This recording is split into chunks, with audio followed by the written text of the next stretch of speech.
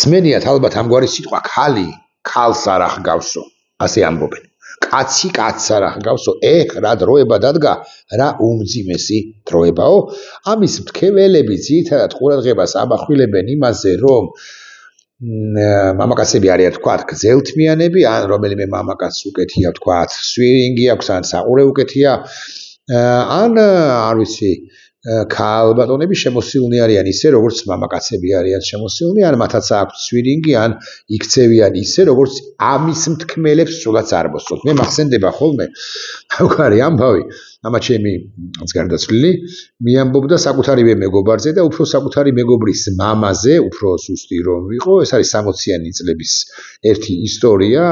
არა ცნობილი და არა მაინც დიდად საინტერესო ამა ჩემის მეგობრის მამასთან მამაჩემის მეგობრები რომ მისულან რომ შეკრებილად ერთ-ერთი კლასელი მაღალი ალბათობით ან კურსელი იყო კურსელი ქალბატონი იყო მათთან ერთად და ეს უკანასკნელი შემოსილი იყო ქვედა ბოლოთი რომელიც სრულდებოდა მუხლის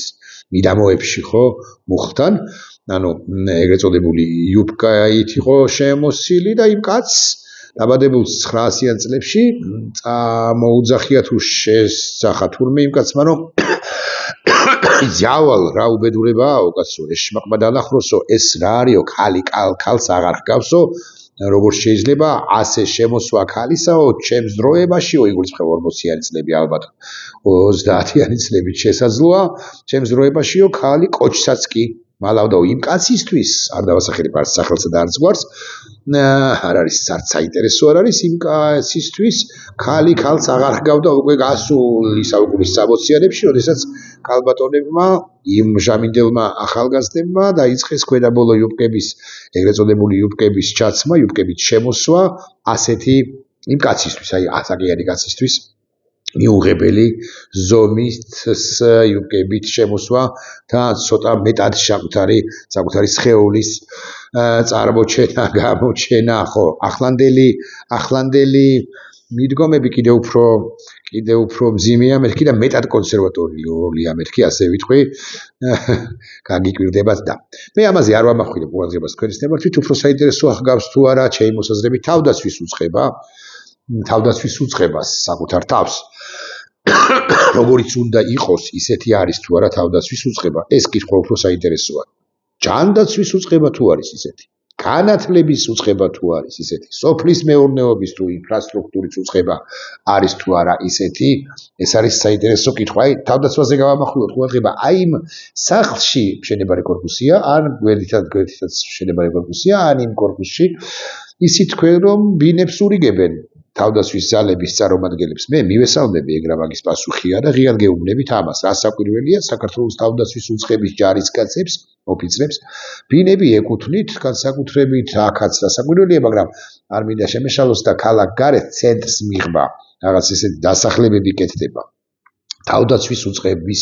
ბიუჯეტიდან ნამდვილი მილიონი ლარი აქვს ათეულობით და ასეულობით მილიონი ლარი აქვს და თავდაცვის უწყებისათვის ამგვარი შეკვეთების მიცემა მშენებლებისათვის და ამიშენე პირობთ ლაბორატორ რაღაც 18 კორპუსი რომელშიც იქნება პირობთ ლაბორატორ რაღაც 1800 ბინა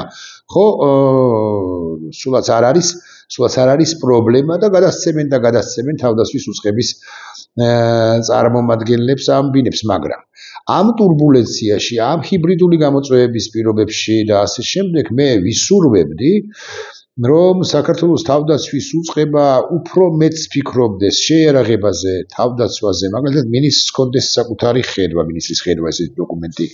არსებობს ხო ჩვენ უნდა გქონდეს მეტი და მეტი სტრატეგიული მნიშვნელობის დოკუმენტი გამოწვევების თაობაზე საფრთხეებისა და გამოწვევების თაობაზე განახლებადი დოკუმენტები ჩვენ უნდა აი მაგალითად დრონები იცით რომ ცაში გადაინაცვლა და უპილოტო საფრენი საშუალებების გამოყენება კავკასიაში მომხდარი ომის შემდეგ პრაქტიკულად ყველგან ხდება და მათ შორის ხდება უკრაინის ცაში სწორედ ესეთი შეპირისპირებები ცაში რუსული დრონებისა უკრაინულ დრონებთან რუსები დრონებით ბომბავენ უმრავლეს შემთხვევაში აგრეთვე ბალისტიკური რაკეტებით რასაკვირველია მაგრამ დრონებითაც ბომბავენ უკრაინის პოზიციებს, ასევე სამოქალაქო ინფრასტრუქტურას უკრაინელები ძალიან ხშირად და ინტენსიურად მიმართავენ,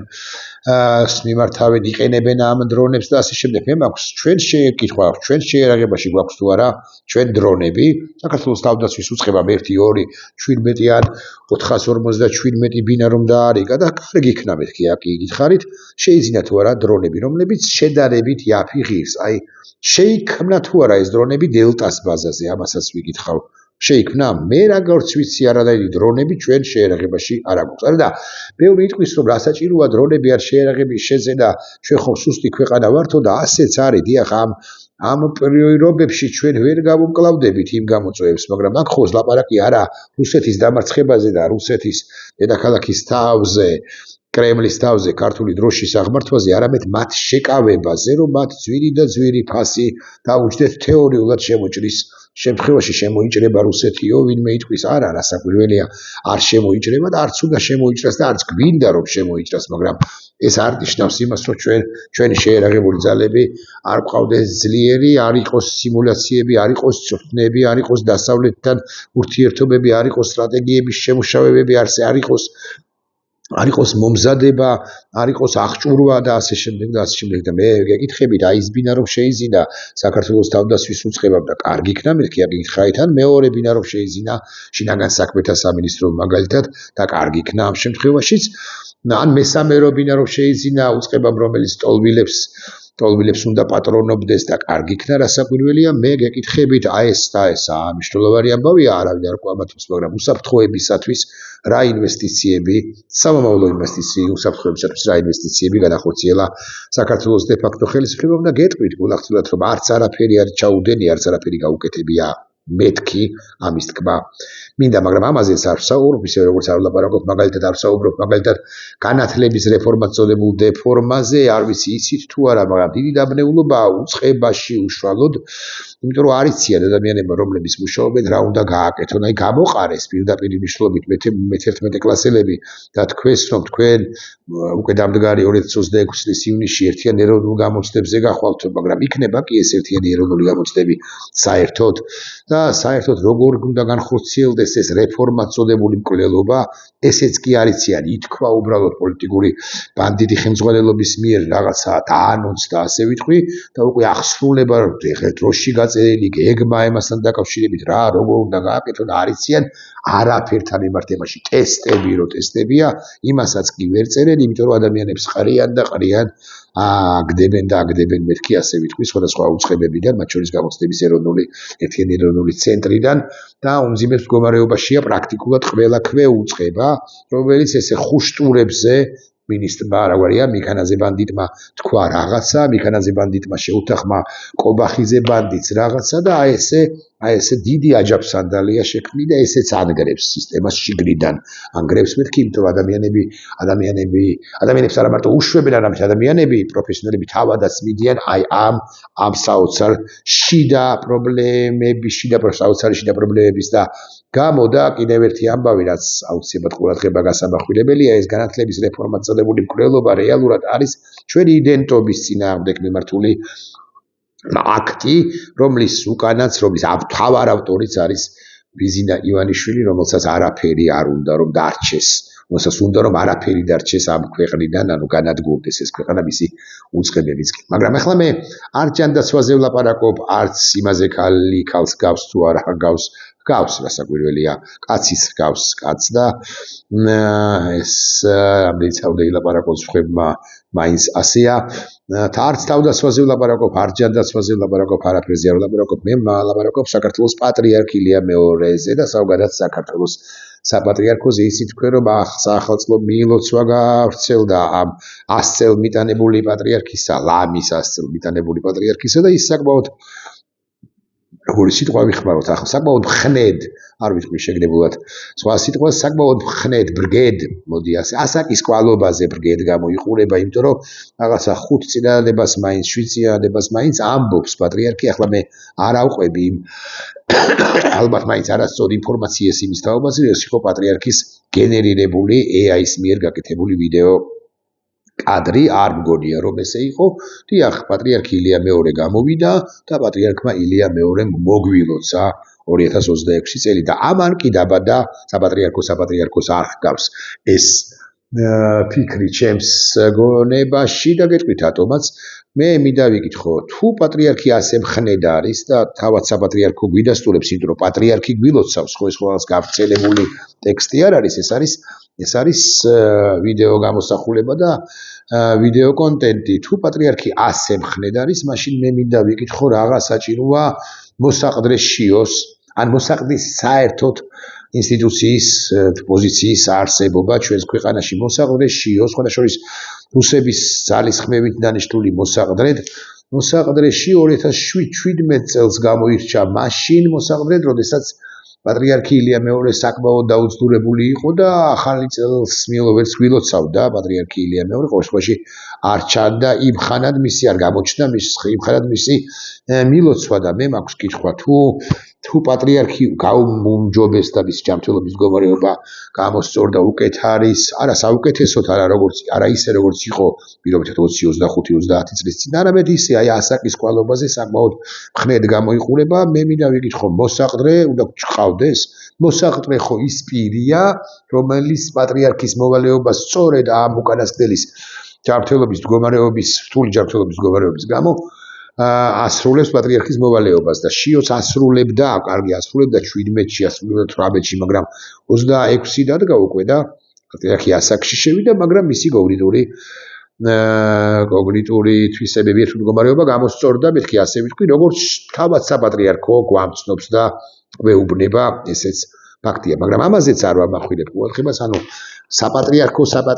აღარ ჰგავს, ამაზე არ ვლაპარაკობ. ახლა თქვენის ნებართვით ერთ სხვა ამბავზე გავამახვილებ ყურადღებას და ეს არის ანდრია ჯაღმაიძე, რომელმაც ინტერვიუ მისცა საპატრიარქოს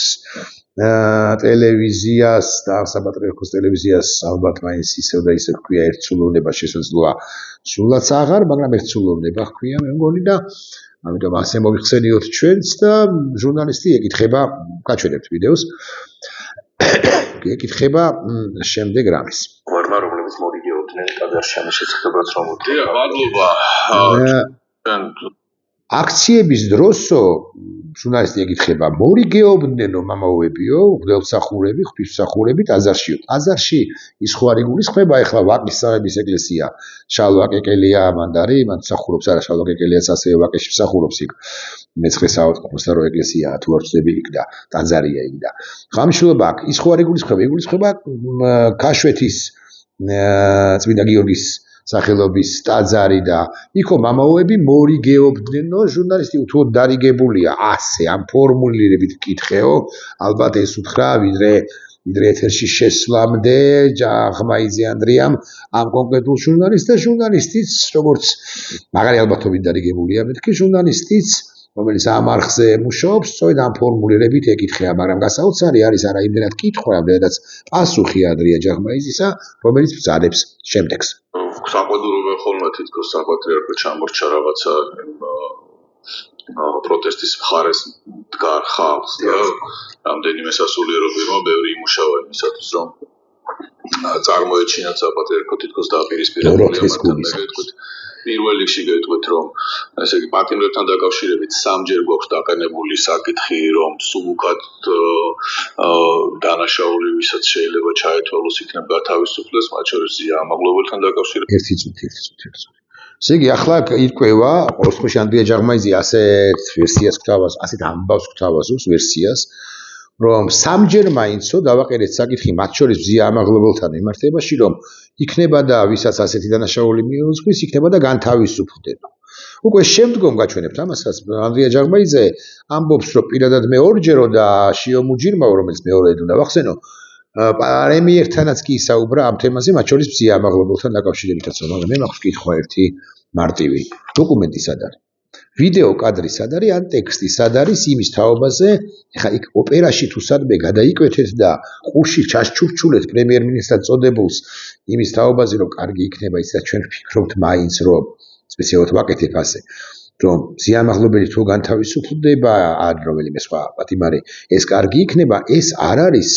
დოკუმენტირებული და ოფიციალური განაცხადი და ოფიციალური პოზიცია საპატრიარქოსი ესე ზეპირსიტყვიერად ყურში ჩურჩულით ნებისმიერი ჩვენგანისთვის შეუძლია ნებისმიერი რამის თქმა, მაგრამ თუ ამას დოკუმენტის ან ორგანიზაციული და დოკუმენტური კანცელარიაში გატარებული დოკუმენტის სახე არ მიეცი, ამ შემთხვევაში ეს არაფერი არ არის, ეს ტყუილია. ამის ვერაფერი ვერ ადასტურებს იმას, რომ ანდრია ჯაღბაიძემ თუ შიო მუჯირმა მიმართეს შესაბამის უწყებებს, ან კონკრეტულად პრემიერად წოდებულ ბანდიტს, ასე მაგალითად მზია ამაღლობელის განთავისუფლების ვადაზე ადრე განთავისუფლების თაობა ზირაბლი კობახიძე ნებისმიერ მომენტში მოტრიალდება და იტყვის, რომ აპატიეთ, მაგრამ მე გავითვალისწინებდი შიო მუჯირის ამ თხოვნას, ან სახელმწიფო გაითვალისწინებდა, ასე მაგალითად პრეზიდენტად წოდებული ყაველაშვილი შეწყალებით გამოუშვებდა, ოღონდ მე არ ვიცი დოკუმენტი სად არის. დოკუმენტი მეს ასეთი დოკუმენტი არ მიმიღიაო და კობახიძე, რომელიც არაფერში არ არის მართალი, გაგიკვირდებათ და მართალი იქნება ამ შემთხვევაში, იმიტომ რომ მან ამ სანამ დოკუმენტს არ გვაჩვენებს საპატრიარქო, ეს იქნება მხოლოდ ერთსულოვნებაში პიარისათვის, საკუთარი წარმოჩენისათვის გაკეთებული განცხადება ანდრია ჯაღბაიძისა და კიდევ ერთი შენიშვნა თუ რემარკა, ასეთი რამ რომ მომხდარიყო, რეპუტაცია შელახულ შიო მუჯირს და არა მხოლოდ შიო მუჯირს პირველებს მოუნდებოდათ მათ, რომ ეს ყველაფერი გამოემზეურებინათ ვიდეო კადრი, ეჩვენებინათ საზოგადოებისათვის, დოკუმენტი ეჩვენებინათ საზოგადოებისათვის და ასე შემდეგ და ახლა უკვე გარკვეული პერიოდის შემდეგ, როდესაც მათი რეპუტაცია გვარიანად შელახულია და ცდელობა იმისა, რომ გამოსწორდეს ეს რეპუტაცია ამგვარი უპასუხისმგებლო განცხადებებით, ჩვენ კიდევ ერთხელ გვათქმევინებს შემდეგ რამეს, რომ არა ქალი ქალს ეს არ არის სწორი, ქალი ქალს სწორედაც რომ ჰგავს, მაგრამ საპატრიარქოს არ ჰგავს, იმიტომ რომ ჩვენ ვიცით, რომ გასულ წლებში, როდესაც პატრიარქი ილია მეორეობდა, ყველაფერი დოკუმენტის სახეს იძენდა კომუნისტების ვერ გამსახურდიას შევარდაძის თუ სააკაშვილის მმართველობის დროს და საპატრიარქოს არქივი რა და საქართველოს საპატრიარქოს არქივი ინახავს დასტას დოკუმენტებისა, მიმართვებისა გამსახურდიას ხელისუფლებისადმი, კომუნისტების ხელისუფლებისადმი, შევარდაძის ხელისუფლებისადმი, ჯაბა იოსელიანის მანამდე ხელისუფლებისადმი და ასე შემდეგ და ხურში ჩურჩული, სამი ჩუმი ჩანაფიქრის თუ როგორ არის ისა, ხო? ჯაღმაიზის ჩუმი ჩანაფიქრების ვინმესთვის თქმა რაღაცა მაკა ბოჭორიშვილისთვის არაფერს არ ნიშნავს, მაგრამ ამაზე უარესსაც მეთქი ვიტყვი ასე, უფრო დიდ ტყუილს, აპატიეთ ყველა ვინც ანდრია ჯაღბაიძეს ემხრობით, უფრო დიდ ტყუილს გვთავაზობს ანდრია ჯაღბაიძე უკვე დაახლოებით ესე 25 არც კი 15 წამში. ორჯერ მეთავად მქონდა საუბარი ამის შესახებ ხელისუფლებასთან, ერთხელ მეუფეშიო მოშალულ პრემიერთან დააყენა ეს საკითხი. არ მიეცა საკითხს მსვლელობა. დოდიში, ამა კიდევ ერთი რეპლიკა, თუ არ მიეცა ამ საკითხს მსვლელობა, რატომ არ გამოამზეურეთ და რატომ არ თქვით, რომ პატიმარი მზია ამაღლობელი თქვენი მოსაზრებით იმსახურებს თავისუფლებას და საქართველოს ხელისუფლებამ, მე რომ საქართველოს ხელისუფლებად წოდებულ ბანდას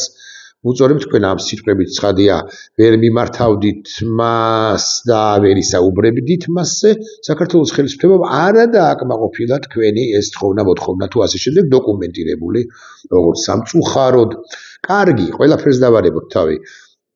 პატრიცემული ღვთისმსახური ერთხელ მაინც ხსენებულ მზია ამაღლობელთან შესულია აღსარება, რომ არა მარტო მზია ამაღლობელთან, ნებისმიერი მათგანისათვის აღსარება,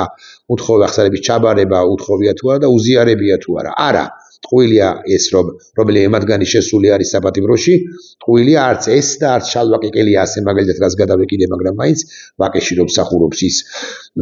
დოლჩე და გაბანა ღვთისმსახური, ისიც არ შესულა. აფეხებზე ჰკიდიათ, აი ესე ვიტყვი, ყველა პატიმარი და ამის მნიშვნელოვან საეკლესიო კანონებს არ ხვევენ და მე როგორც მრევლის წარმომადგენელს ამ საპატრიარქოსი, ამ ეკლესიისა, მაინტერესებს რატომ სჩადიან ასე, მაგრამ ესეც არ არის თავარი, აქ იგითხარით, მოგები 20 წუთი წავიდა და ერთ წინააღმდეგობას უნდა მივადგე და ვერ მივადე კი იმდენ სალაპარაკოს მაძლევს მე ხსენებული ანდრია ჯაღმაიძე.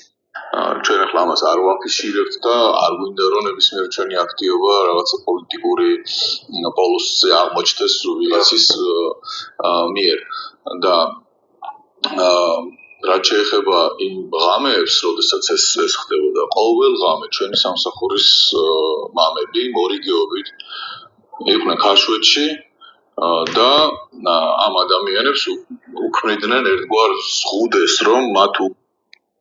ვინც არ ყოფილხართ რუსთაველზე, ჩემო ძვირფასებო, არ ყოფილხართ 2 წლის წინ, 2024-ში, 28, 29 და 30 ნოემბერს, 1, 2, 3, 4, 5, 6, 7, 8 დეკემბერს. მინდა გითხრათ, რომ არც ერთხელ რა თქვი, ხო არ იცით? და მე ვიყავი 28-ში, 30-ში, 1-ში, 2-ში, 6-ში, შესაძლოა 7-ში, მაგრამ 28-ში, 30-ში, 1-ში, 2-ში, ესე 4-5 დღის განმავლობაში ვიყავი. არც ერთხელ არ გახსნილა ქაშვეთის კარი. არც ერთხელ არ გახსნილა ქაშვეთის კარი. არანაირი მამაოები, არანაირი ზღუდეს არავის არ უქმნა, არანაირი ჯაჭვი მამაოებისა, ღვთისმსახურებისა, მღვდელმსახურებისა, რომლებიც მართლაც უნდა ყოფილიყვნენ და მართლა უმძიმეს პირობებში და პერიოდში საქართველოსთვის 2026 წელი დადგა და შესაბამისად 37 წლის წინ. ხო არ მეშლება? ხო? 37 წლის წინ 1989 წელს ღია იყო ქაშვეთი. და ისინი იდგნენ მამაოები იმ ხანად ვინც იყო ქაშვეთის ტაძარში. სახელებს გახსენება შემიძლია, მაგრამ არ შემეშალო აქედან გამომდინარე არც ვეცდები. შესაძლოა ზოგი მათგანი ახლაც არის ღვთისმსახური ამავე ტაძარში. ისინი იდგნენ იქ და მართლაც იყო გახსნილი ქაშვეთის ტაძრის ეზოც და უშუალოდ ტაძარიც. ანდრია ჯაღმაიძე რეალურად ტყუის არც ახლა ჩვენს დროებაში, ჩვენს დღეებში. როცა არის ალბათობა, რომ ბანდა ხელისუფლებამ დაარბიოს, სირი ალბათობაა, მაგრამ არის და არც იმ დროს წლისა და 2 თვის წინ არც ერთი ღვთისმსახური არ ყოფილა ქაშვეთის ტაძარში და ეს კარი ღია არ ყოფილა. თავდაცვის უწყებას არ გავს, ჯანდაცვის უწყებას არ გავს, იუსტიციის უწყებას აღარ ჰგავს, განათლებაზე აღარც აღარაფერს ვამბობ და ასე შემდეგ. პრემიერს არ ჰგავს და ღვთისმსახურს აღარ ჰგავს, როდესაც ამგვარ ტყუილებს ვეუბნება. ნახვამდის.